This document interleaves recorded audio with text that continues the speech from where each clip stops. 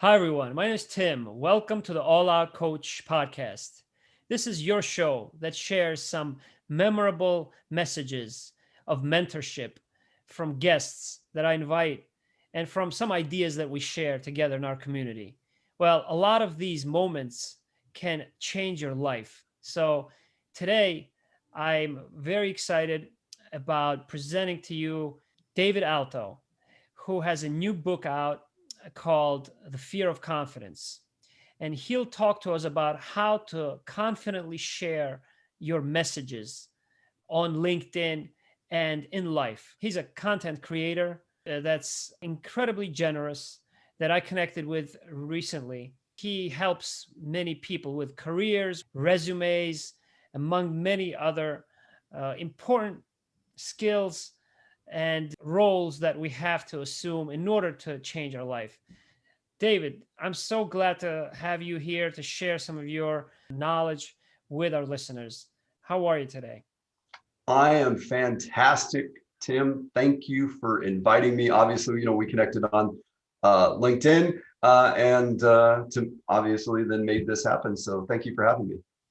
Sure. You shared so many great tips on LinkedIn and on career development with me that I can't wait to share them with our audiences, with our networks. But before we do, I'd like to ask you, Dave, to talk about how you transformed your career.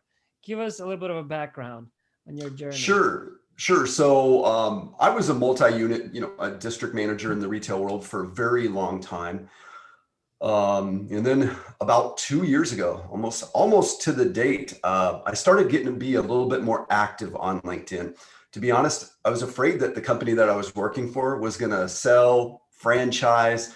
So I needed to get, on LinkedIn yet again and be really active. I really was, looking for that new career and ended up kind of finding a niche maybe that I subconsciously knew or didn't know that I was good at. And poof, December 2019, I left my day job, to provide, resume, career and interview coaching amongst LinkedIn tips and guidance as well too. So it's been about 13 months. Things are going fantastic, and I have this amazing platform of LinkedIn where I get to help people every day. So it's very rewarding. You have many followers, I know. You have thousands of followers, over, I believe, 15,000 connections and 30,000, more than 30,000 followers. Yes. Yeah, the comments that I saw on your posts of yours were just very organic and very genuine, and they showed so much respect for you in this LinkedIn community, Dave. In just our discussion since then, you shared a lot, so many interesting nuances about LinkedIn that not many of us know. So whether it's a busy professional who knows that LinkedIn is an important platform, but who may not have the time, not necessarily post all the time, or somebody who's more active across social media, I think all of them across that spectrum can benefit from your tips and from what you do on a daily basis. So let's start with just that first tip that you told me, which was, sometimes it's best to follow someone rather than connect with them in order to organize your feed, custom tailor your feed. Sure. So, yeah, I'll Yeah. discuss that, a little bit. Yeah. So immediately when you connect with somebody on LinkedIn, LinkedIn has you follow, their content. So you max out at 30,000 connections, but you could have millions of followers. And there's plenty of people on LinkedIn that do amazing things that do just that, have millions of followers. But, you know, it's okay to connect with somebody or follow somebody if they live halfway across the world, if they live in India or Russia or Australia. You never know. Networking isn't about today.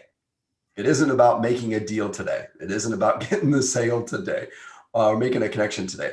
It's about what you might be able to do later for that individual or that person, that other person's connection does for you. So, follow the people that have, maybe they're doing the things that you want to do, or you see them as quote unquote, influencers on LinkedIn. And I mean, that's the way to get started on LinkedIn is go to your feed, follow different companies, different leaders, thought leaders, people, maybe Elon Musk, Gary Vee, or whatever, but follow them and start commenting on some, don't just like in fact, I wish the like button was gone. Commenting is where the magic happens. That's where the learning and the sharing happen. And that author of that post, wants engagement between, the people that are commenting. And again, that's where the magic is. And, you said maybe people don't have enough time. Well, I guarantee you people are wasting enough time on Facebook or some other platforms. If you just devoted maybe 20 minutes every morning, to engaging and commenting, I think you might find that LinkedIn is just more than, for job seekers and recruiters now. It's where B2B happens. It's where B2C happens. And I've met and nurtured a lot of true relationships on this platform. Absolutely. Absolutely. In fact, many years ago when I was beginning my career path in the pharmaceutical industry, that's the idea that I had of LinkedIn, that it was merely a job seeking platform or a recruiting platform. I think it's not just a platform of communication, but also of learning, educational platform for me as well. What are some particular features, Dave, that you suggest to use? But are Sure. there particular features that you like, or new features of LinkedIn? Oh, yeah. I mean, there's one that hardly ever knows about. It's that 10-second little audio recording that you can do. So LinkedIn has a feature. Now you have to record it on your smartphone. You have 10 seconds to record something. Now, LinkedIn created it. Maybe your first or last name's really tough to pronounce, right? Nobody ever gets it right. And that's now that's why LinkedIn created it. But when I got it, I said, no, wait a minute, elevator pitch, mini elevator pitch. And when you share that, maybe you share something what you're passionate about and they can kind of hear that passion in you. Now, when they read your about section, maybe they can almost hear, your words coming out. So it's a feature that just not enough people, and LinkedIn it's an amazing platform, but they do a terrible job of announcing new features, new things that are coming to the platform. They just change it and let us figure it out on our own. But so they do a poor job of that. But that is a feature that just hardly anybody takes advantage of, that you need to. I don't care what you do on the platform. Doing that little 10-second audio, that can be a game changer. It may be a scarcity kind of marketing mindset, right? Yes. That they may be subscribing to. But the stories are now here as well on LinkedIn, I believe. Oh, yes. Yeah. Yeah. Have you been using those, or? So I do not think on LinkedIn that they're going to do well. Now, others would say that maybe because I do them sporadically. But you know what I noticed? The week after stories came out, my engagement increased on my posts. Now, I think I predicted that. And here's why. As more people, it was new, so more people went to stories. So the people that were posting actually got more content because fewer people were posting and they were sharing stories. And LinkedIn is about engaging. You can't engage with a group of people with stories. You can respond to the person that wrote it, but it's just not for me. And I just don't think, LinkedIn's trying to compete with other platforms, and I get it. But for me, just stories, just the video isn't long enough. And again, I think you can use it. I think it's very strategic for you to use it. Maybe it ties with the post you did the day before or one coming up. But for me, somebody that isn't very active on other platforms, using stories on other platforms, for me, just stories just doesn't seem like it's going to hold up here on LinkedIn. How were you able to build your following? Why don't we Sure. Why don't we talk a little bit about that? my first post, my first video, I still remember it was on January 24th, 2019. Well, why do I remember? That was my 50th birthday. And what did I post about? I posted about, I was happy I turned 50 because I could contribute more to my 401k. So a lot of people didn't know that. I posted about it. They're like, well, how do you know that? Are you a financial guru or whatever? Well, I mean, I haven't been, I didn't go to school, but to do any of that, but I do save a lot, and I follow a lot of other people that have money saving tips and tricks. So I shared it. Look, everybody listening is a subject matter expert about something. Share what you're a subject matter expert about. It doesn't mean that you're currently doing it. Look at what I shared, right? 401k information that people didn't know here in the US. So again, I learned really quick that it wasn't about editing, making everything perfect. If you cough or excuse me, I just kept going. I didn't have time to edit. I was still working my day job and still kind of hustling on, LinkedIn.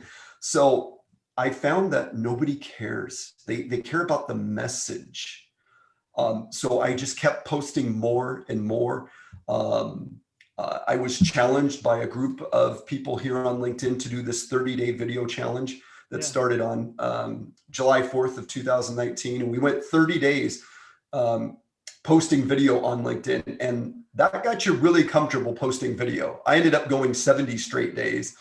Wow. And but again, that taught me that it's only about the message, because I look back at some of those videos and they were terrible. I mean, they were, but nobody said that. They said, "Ooh, nice tip," or "I didn't know that. Can we have a conversation about something?" So you got to get rid of that fear of being, perfect. The thing about social media is people want to connect with the individual. Okay. When you don't sound like that used car salesman, buy from me now. I just 10x somebody's, money. I got my Lamborghini in the driveway sitting right next to it. I've made billions of dollars this week. But when you're genuine, especially on LinkedIn, that's when people gravitate to you. And listen, I was here daily. And for whatever reason, the people that liked it really liked it, and was able to grow, to 37,000 followers now, by sharing and learning and helping promote others. It can't just always be about yourself. And I think that resonates with, some of my audience. And what a great message there, Dave. I remember myself, I relate to what you went through, because I didn't really feel comfortable on video, when I started.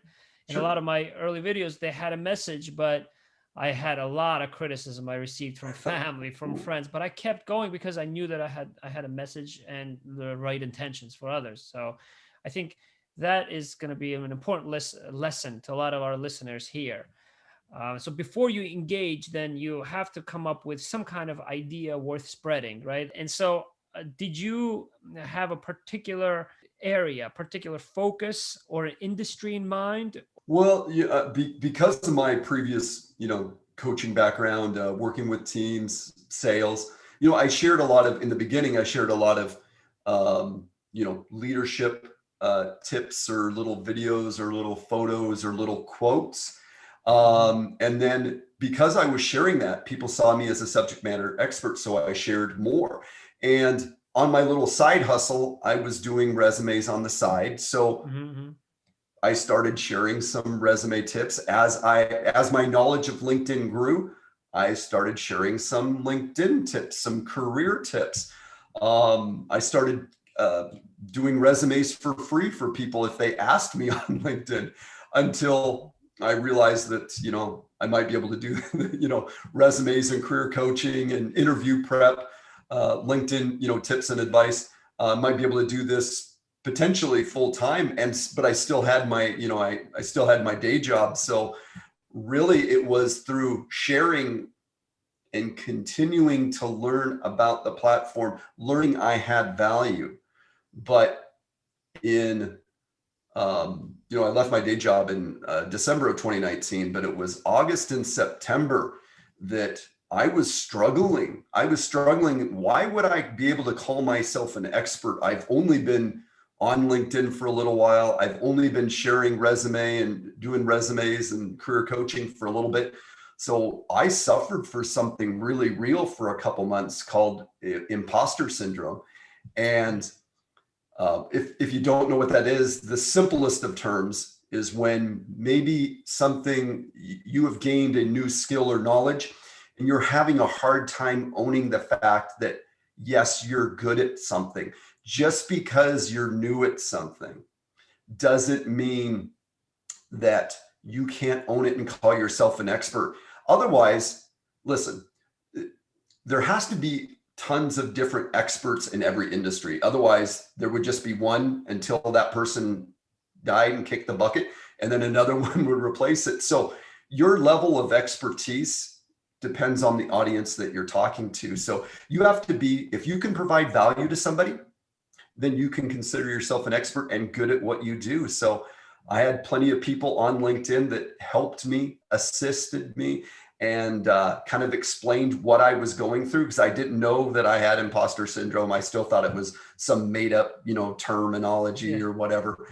And push through it enough to start my own business. But imposter syndrome can rear its ugly head once again if something new enters your life and you're having a hard time embracing it and owning it and really allowing yourself to say, hey, darn it, I'm good at this.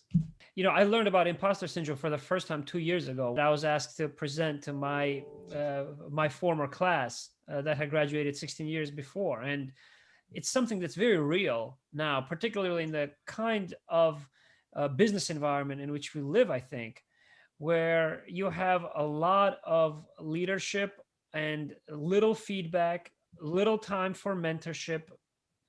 That's a deficit, almost a luxury, as a result of which you may not feel as an employee as somebody who is engaged or is valued for their efforts, for their time and contributions. So that's why you have a lot of employees changing jobs, changing roles, thinking many jobs ahead, because they don't understand the impact of their work.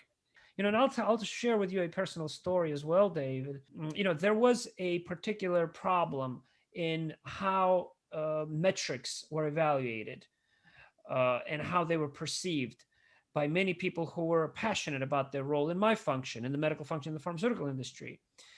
But it wasn't that easy to implement some of the new ideas, right? In this industry, right? It's a very regulated industry, and at least in the environments that I was exposed to. So I actually found LinkedIn, writing a LinkedIn article on my case studies, on my perspectives, that really resonated with a lot of people in my industry. And that then actually was the momentum that really just gave me a lot more voice. I started to do webinars, educate those in my industry on innovative ways to look at metrics and KPIs, for example.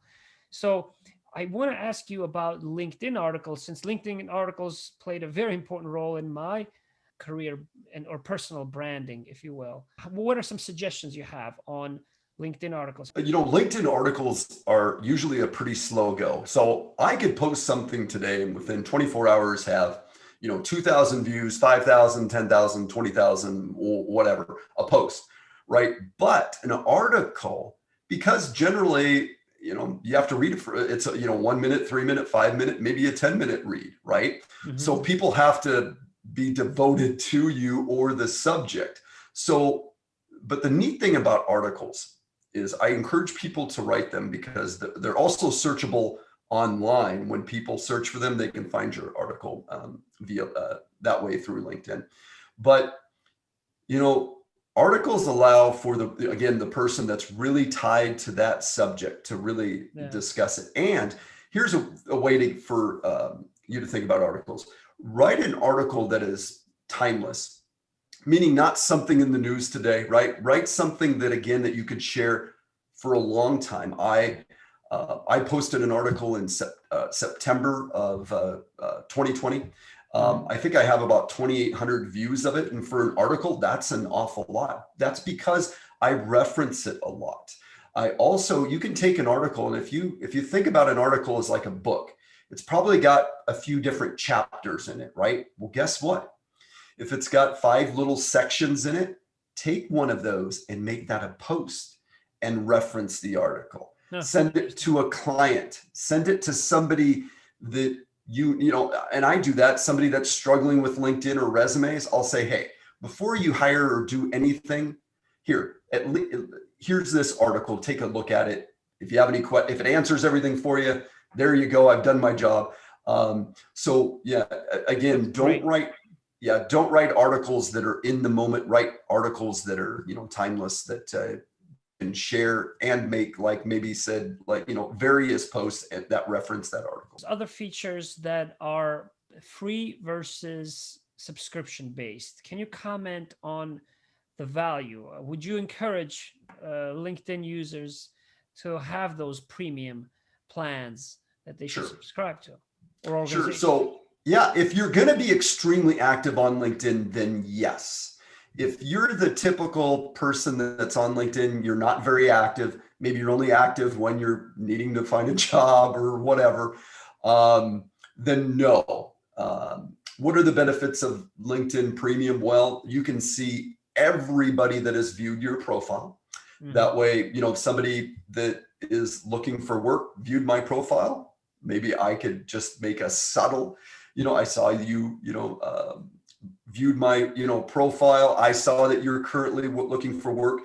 Can I share an article with you or whatever? Not just going to pitch them and sell them right away. Or, you know, again, it's a great way to, you can send more messages, send more connection requests. But I guess if you're not going to be that active and, you know, money might be a factor, then you can still do plenty of things without LinkedIn Premium. But with LinkedIn Premium, if you are maybe an entrepreneur, a solopreneur, you know, freelancer, you can use what's called ProFinder, a version of LinkedIn that allows you to accept clients. Like I get clients that come to me, they fill out this little form, they want this service or that service, and then I get to send proposals. And those are warm leads. Those are not cold leads. So that is a very, and it's free with LinkedIn Premium. And then of course, you know, you can always write off the cost. If you're a job seeker, you can write off the cost of, you know, LinkedIn Premium too, I guess. So if you're active, maybe you're an entrepreneur, definitely you got to get LinkedIn Premium. If you're just that person that uses it very sparingly, I think you can find other uses for that money. Okay, great. Yeah, I didn't know about ProFinder until I spoke to you a couple of weeks ago. Sure. Now it's right now it's by invite only, right? Even if you have LinkedIn Premium, correct?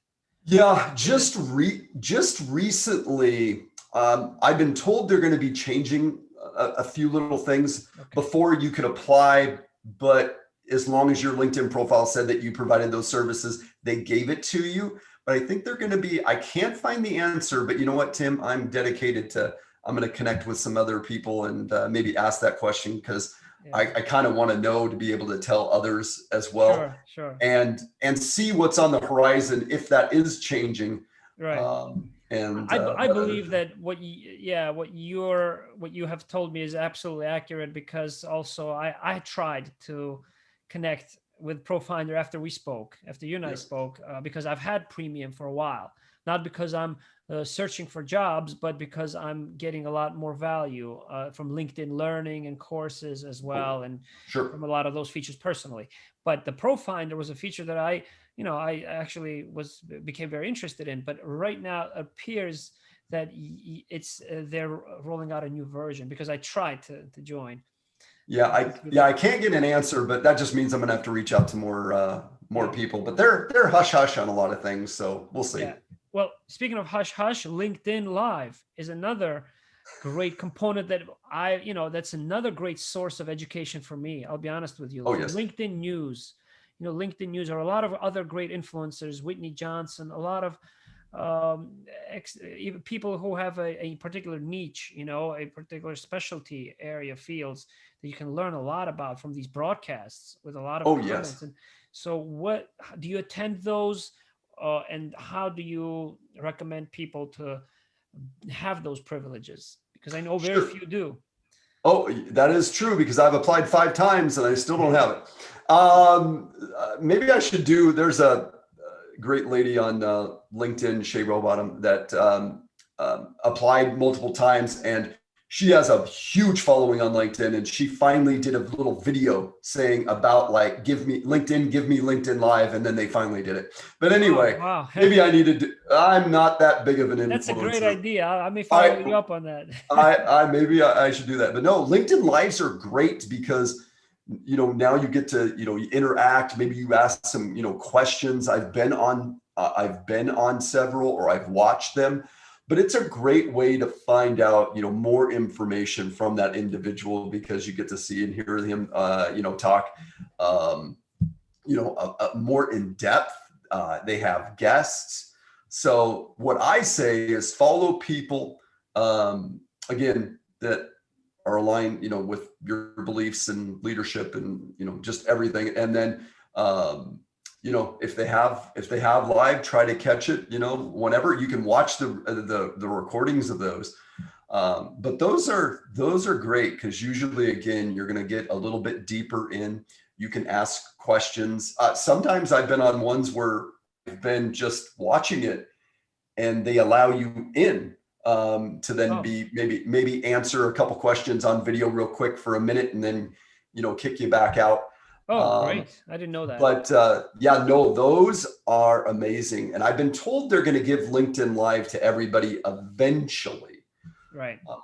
Yeah. But LinkedIn does everything slow. So maybe that'll be like 10 years from now, everybody will have it.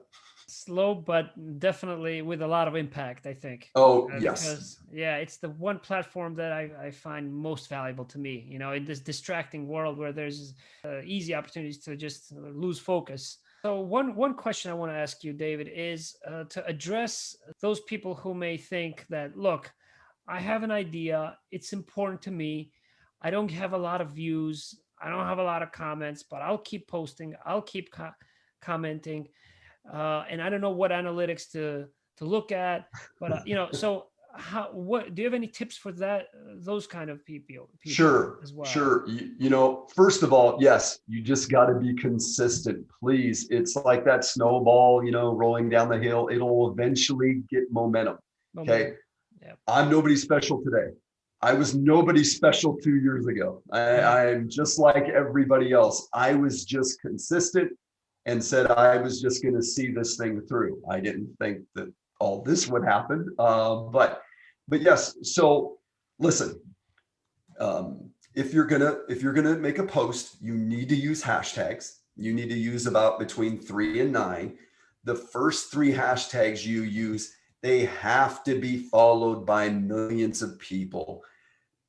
You go into the search bar, you put the little hashtag #, then you type in, and you'll see that it's followed by 2 people. That's definitely not one you want to use. Okay, so the first 3, listen, there are plenty of hashtags out there that are followed by millions. There's hundreds and hundreds, and you're going to find ones that are in your niche. And then the next 4 or 5, the 5th, the 6th, the 7th, and 8th, and 9th can be then ones that are a little bit more strategic, or maybe one that you've made up that you tell people, hey, if you really want to see my content all the time, follow this hashtag and use it. Yeah. But again, those first 3. Yeah, I didn't know Uh, that. That I learned that as a result of speaking to you. So sure. thank you so much for that advice, Dave. If you go on LinkedIn from a laptop, from a desktop, I have not been able to find the numbers of or the popularity of hashtags. It only gives you a list of hashtags. So where do you get that info? Sure. So if you do go into the search bar, you should be able to type in hashtag and then type that word. Now, Right. sometimes I found that I hit enter and it does that. It just gives me a list of stuff. And then I go back and do it again, and then it gives it to me. I think it's a glitch.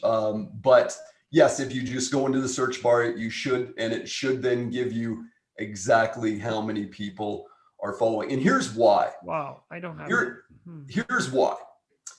Listen, about only 1 point some percent of every user on LinkedIn is active. So if there's 700 plus million, only about 1% are active. So that would go true, same thing to the people that are following those hashtags. And the first couple hours of engagement on your post mean a lot. So if you post something today and you really think it's valuable and you want a lot of comments, you need to be around on your phone or on your laptop or desktop to be able to respond to those within the first couple hours. So first couple hours of engagement is the most important, because then what the algorithms do is they say, well, Tim's post must be pretty popular because he's getting a lot of comments. So they push it out to more of your audience, to more of the people that are following the hashtags. Right. So that's when, again, then more people can see it. And again, just be consistent. I get posts that sometimes only get 200 or 300 views, and then boom, I get one with a couple 100,000. Not that often. But so again, be consistent every day, or maybe you're just starting and, a couple times a week, that's fine. Do what you do. Yeah. But never think that you're posting too much, because listen, I post 2 or 3 times a day. They're not always videos. They're always just whatever, polls, a picture, a video, or whatever. But your followers and connections are not going to see them all the time, because they're not on all the time. They're just not going to see it all the time. But just like advertising, Coca-Cola doesn't run one commercial a year, right? They run multiple commercials on multiple platforms all the time to build that brand. Of course, yeah. And that's what you're doing on any platform, is just being consistent. And eventually it will continue to grow as you grow and learn more on LinkedIn. Yeah. And going back to a person who is very busy, has a 9-to-5 job, they're not able to post that often. Would you suggest for them to post in the evening at a particular, is there a time strategy just so that they can comment and just monitor the activity on that post, or weekends?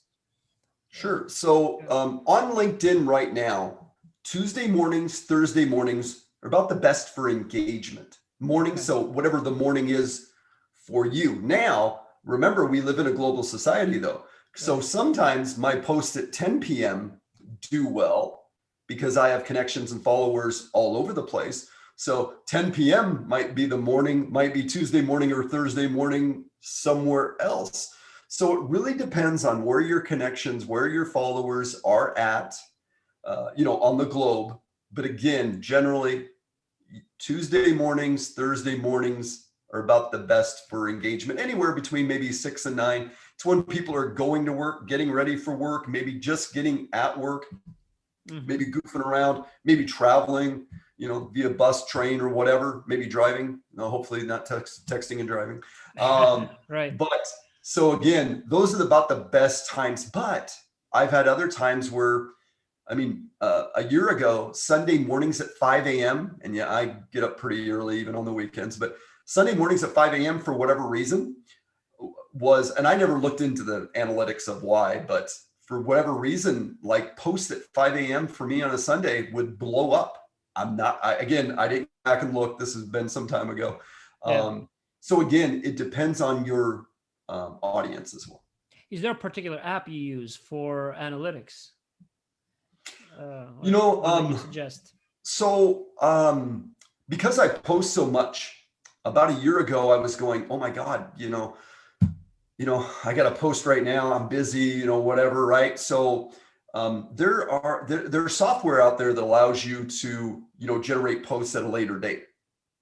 Hootsuite, I use Hootsuite, but there's others out there that allow you to build content to put out on multiple platforms at the same time in the future. You could be on vacation and have some content, right? Now, there are a few apps that I use to not edit video, but to add maybe closed caption, caption down at the Right. bottom. Yeah.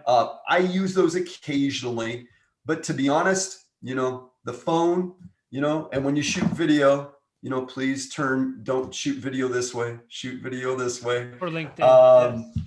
And that is fine. I mean, eventually you might use a little gimbal, which is a stabilizer that allows your videos to,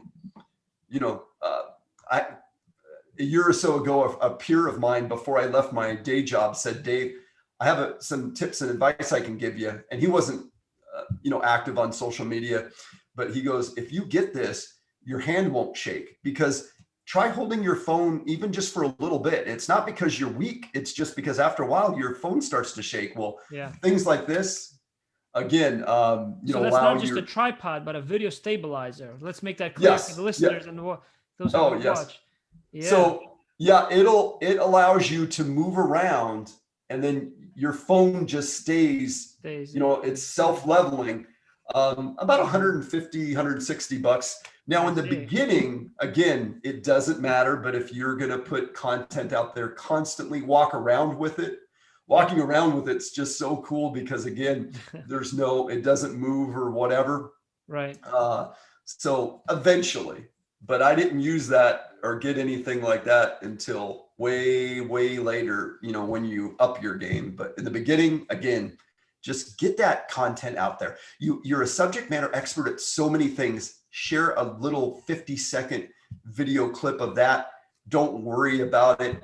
Nobody's going to say, oh my God, your hair was a mess. Well, they're not going to say that with me, but they're not. They're going to say, wow, I learned something. I didn't know that. That was very useful. Can you expand on that? I'm going to share that with somebody else. And that is the amazing thing. Only once in a while on LinkedIn, you're going to get some haters or some people that really say some bad things or whatever. Only very, very seldom, but I've only experienced just amazing givingness of others on here. Before we go into your book, I want to ask one question about your personal opinion on the trend among many LinkedIn users to incorporate their life activities on this professional network. What is your opinion on that? Because there were many people who were opposed to it, and then vehemently opposed it. They said, what, LinkedIn should not be in Facebook, should not be Instagram, but it's slowly converging to become a very kind of life work kind of experience and balance and harmony, life work harmony on LinkedIn platform. So what do you think? Should people post their personal life moments? Here's my thoughts. You post what you want to post. Here's why. We got a new family member about a year ago, a little French bulldog, and about a year ago, and I shot a little video and I shared it on LinkedIn. Yep. Why did I share it? Well, a couple people wanted to see it. I'm not that active on Facebook, and so I shared it. Right now, I think I did have a couple people say, "Hey, that doesn't belong here." And I said, "Well, I'm sorry, that you don't like it. Too bad." I agree with you. But people on LinkedIn, at least, right? When you share stuff about yourself, or what if you just went through something and somebody else can relate to it or whatever? I think it allows more people to really then connect with you. Man, they liked your content before. So listen, again, you post what you want, because now, you have these followers and connections before, they followed you because I was posting about resumes or LinkedIn advice or whatever, resume to, whatever. Right. But now you become more real, and listen, we build friendships away from social media. I know now all we do is Zoom because of COVID or whatever, but we build relationships when we get to learn and know something personal about that person. Right now you can share as little or as much as you want, but that's when the magic happens. So again, share as little or as much as you want. And nobody wrote rules. I don't remember reading anything when I got a LinkedIn account that said I can't post things about my dog or whatever. And again, think about this. If more people might be leaving Facebook because some of the, content on Facebook, well, they might want that LinkedIn kind of face. They missed that thing about Facebook. I mean, I did post something about my dog not too long ago, and somebody said they appreciated it because when they left Facebook, they left it, but they kind of want to still see that those kind of things once in a while. So you just post what you want to post, as long as it's not too political or too religious, and I think you'll be okay. Yeah, I agree with you. Particularly in the kind of world in which we live today, where we're all seek more inspiration, more meaning, more purpose, right? More attention, real attention, because of just where we spend a lot of time on Zoom. We're lonelier than ever. We're more distracted than ever, and we're more specialized than ever. So whenever you can bring something new, add energy, excitement. I mean, on my last company update, David, I went as far as just actually doing a freestyle rap video. And believe me, I'm not a freestyle rapper.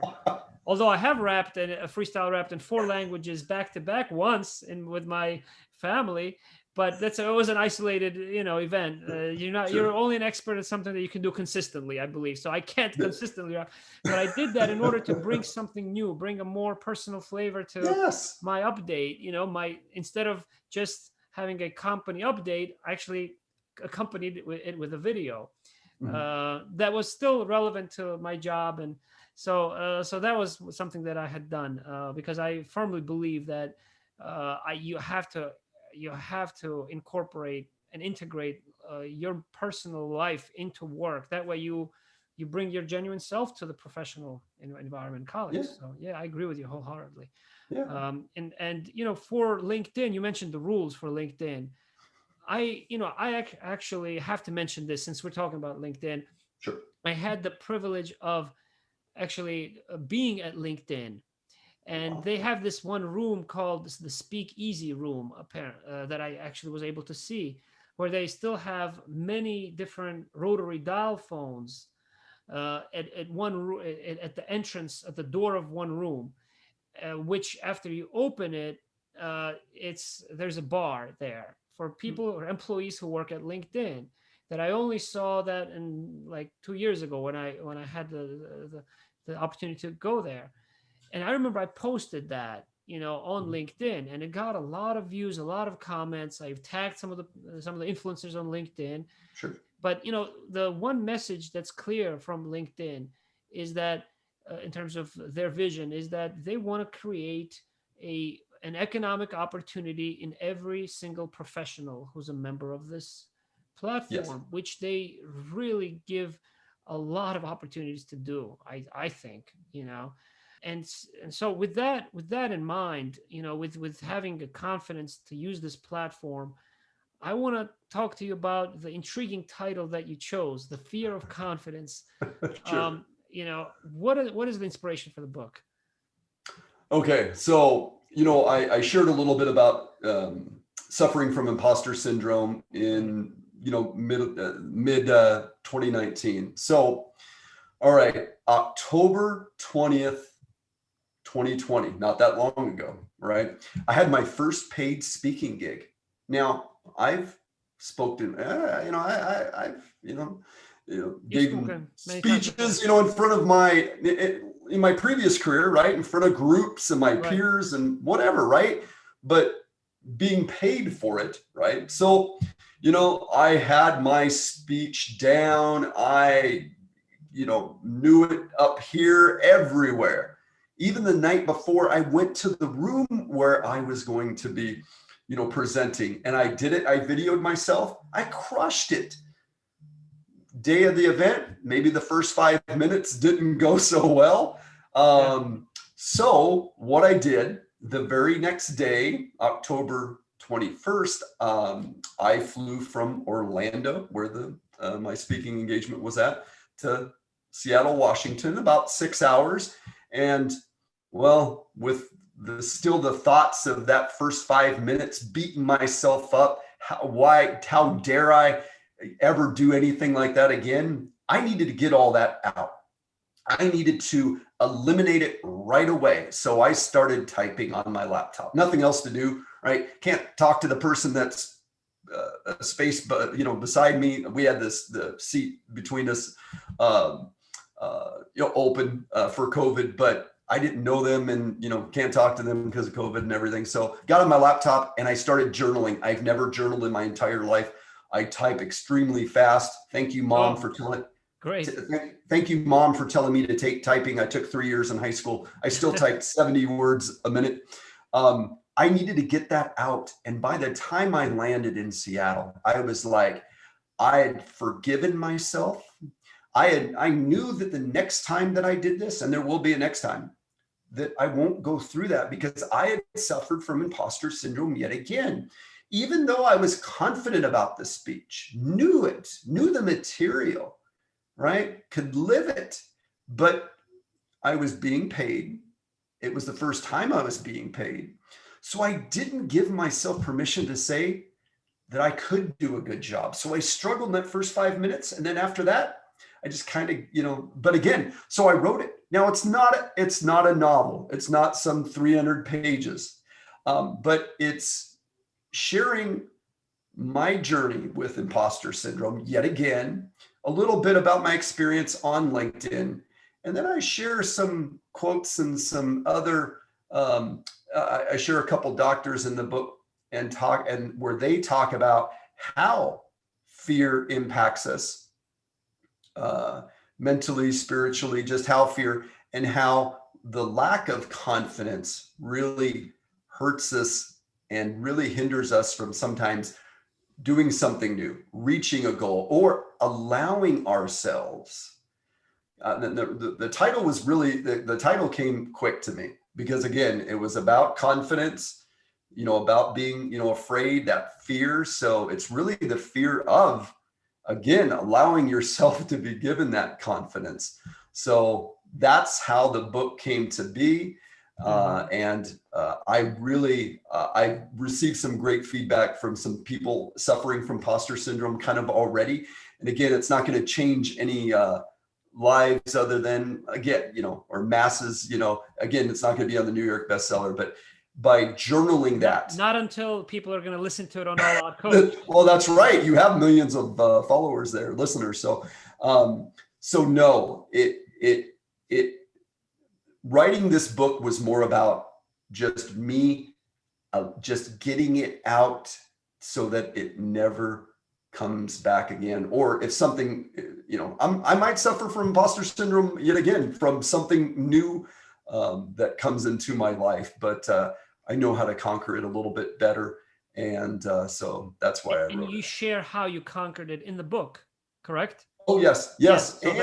So that's what we can look forward to, guys. Yeah. And I think by sharing some insights to some medical, individuals from their perspective on fear, on confidence, I think the two really merge to make, a good book, because it's just not my story. It's how fear enters us. It's how, confidence escapes us. So, combining the two, I think, made for a, pretty decent book. And then I quote some people here that I consider friends on LinkedIn, because again, I wanted the book to be not just about me, but how other people maybe see fear or confidence as well. It's an incredible trend that is so real, and it's one that needs to be overcome because of just so many opportunities with which we can communicate, I think, and share our ideas, whether it be LinkedIn or others. I did a video that I shared with you when I heard about your post first, and because it was a related video, I commented and I liked your post, as you remember, and that's how you and I started to talk, right? And got met. And I think the goals of confidence are really to engender trust and influence on others. And life takes many different turns, and we learn to be a little bit more firm, more appear more confident, because people tend to trust people who are or who appear to be confident, right? That's what you gain out of being confident. But too many people, I think, on the other side of the token, mistake confidence for being vague or being cold or giving someone a lack of attention, and therefore validating their own status or their own power or their own experience, where they end up losing on important relationships. They cut dialogue short and they lose out on important opportunities, because every dialogue is an opportunity for a relationship. Every relationship is an opportunity for a collaboration, for success, right? So to me, the confident people are people like you, who have true connections, who have real relationships, who have their own character in which they're absolutely assured, and also the character that allows them to stand up for other people, stand up for themselves, and stand up for other people, people who comment on your posts, people who you helped on your resumes. So that's my uh, idea of why confidence benefits us. And I'm so glad that people have your book to overcome any fear they may have, to spread the ideas that they need to, just like you're doing. I don't know. Is that some of the what do you think about? What did you think about that video, or my thoughts on confidence? Look, we all have flaws, and it's okay. And it's okay that we're afraid to take on something. But you can be afraid or cautious and still do it. But if you do not have and own it. And that's where that confidence and owning it, I think, just are one and the same. So you have to be able to own it, because you could be afraid of, again, you could be afraid of something, but if you own it and you do it, right? So a lot of people that know me personally outside of LinkedIn, they would have said fear and confidence. That's not you. What are you talking about, right? Right. But again, we have our own flaws. And this isn't everybody, I know, but for me, it was always about my teams, right? My teams got me the results, so quote me the results, right? And when we did well, I praised them. When we didn't do so well, I took the ownership, just like a coach on a football team or any type of coach. A good coach, right? Rewards the team, and when something happens, it's on them. Yeah. But again, so, praising yourself, for me, or saying that, darn it, I am good at something, doesn't come naturally to me, because again, for me, it is always about the team. And that's what the approach I take on LinkedIn. I love promoting others. I love the fact when I get Oh, thank you. But if I get a new, if I find a new problem or solution, or I hire somebody, I hire a virtual assistant, I go, hey, I just freed up a ton of my time for a very little amount of money.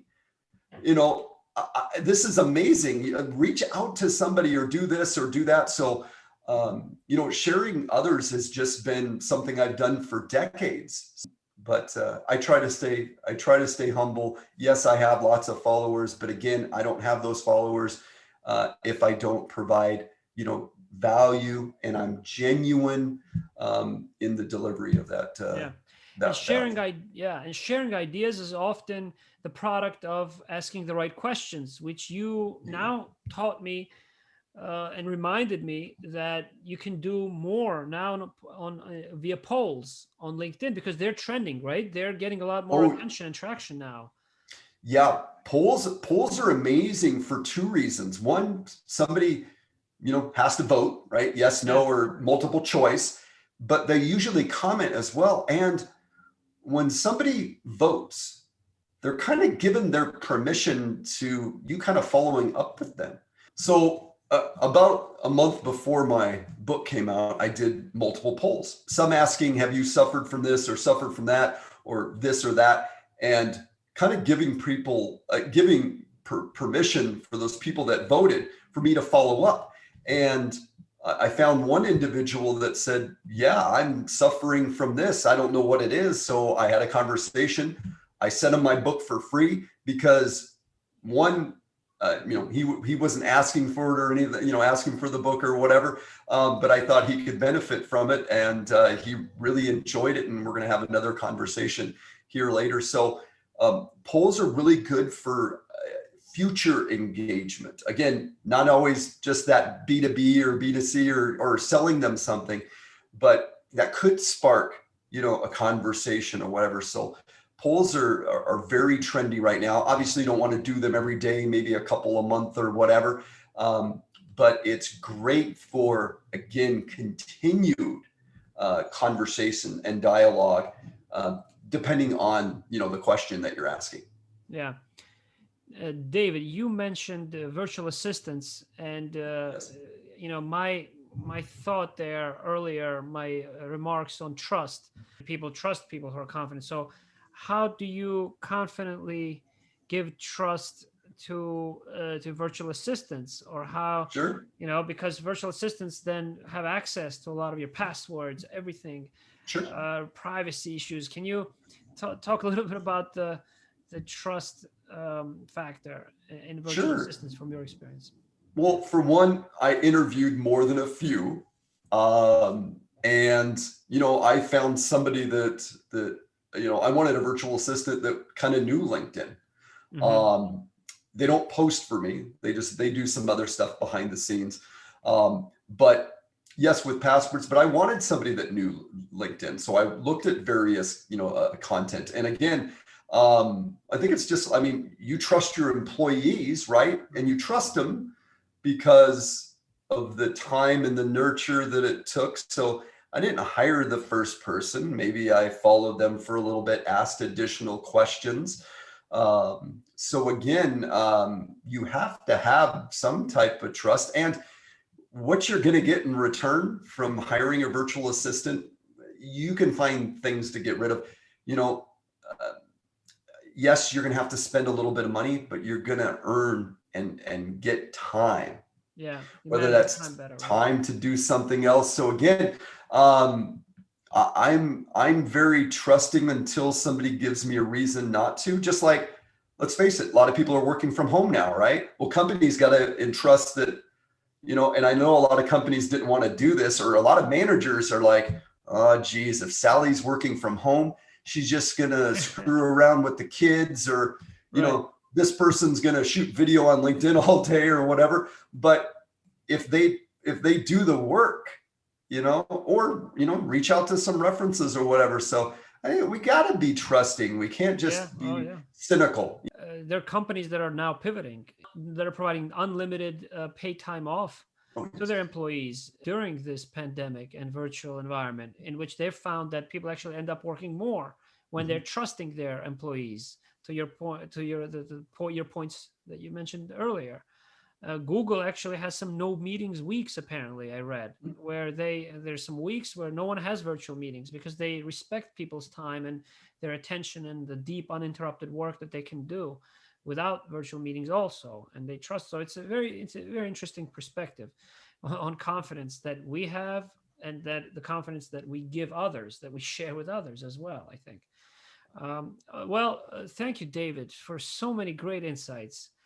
I think that many listeners will now be much more inspired to be more confident in sharing their ideas.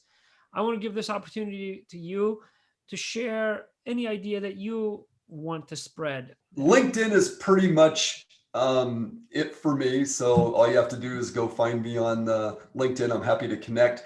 If you've ever been a job seeker, maybe you've been applying for hundreds and hundreds of jobs and not getting any responses, I'm more than happy to share maybe an article or two to see if that can help you. If not, then sure, that, chat with me. But what I'm looking for by doing this is connecting and learning from more individuals, right? Because I truly believe in the power of networking, and we don't network for today, we network for the future. So if you're looking to connect with somebody maybe on LinkedIn that is very active, sharing resume, LinkedIn, career, interviewing tips, then come find me. I'm more than happy to connect. And you're continuing to speak as well. You're a speaker as well as an author and a coach. So yes. I really recommend many of you who listen to invite David to speak, to coach on a wide range of topics. He has a great book out. Follow David Alto on LinkedIn and across social. David, thank you very much for your time. Thank you, Tim. Thank you for allowing to share, and we'll definitely have to stay in touch. Absolutely. And thank you for your mentorship and your generosity. That's very Thank you, important. Tim. Thank you so Appreciate much. it. Have a great day, David. You too.